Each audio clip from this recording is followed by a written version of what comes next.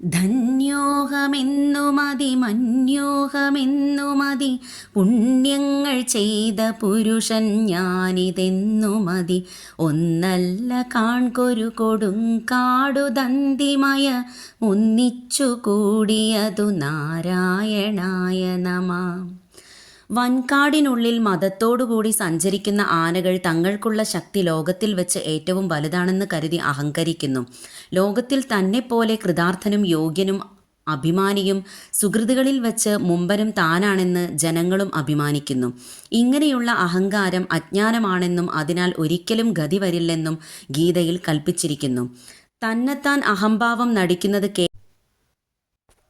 കേവലം മനസ്സെന്ന അന്ധത്വമാകയാൽ അങ്ങനെയുള്ള അഹംഭാവം എൻ്റെ മനസ്സിൽ തോന്നാതെ എപ്പോഴും ഭഗവത് പാതാരവിന്ദത്തിൽ സേവിക്കാൻ തോന്നുമാറാകണമേ നാരായണ. അതിനായി ഞാൻ അങ്ങയെ നമസ്കരിക്കുന്നു.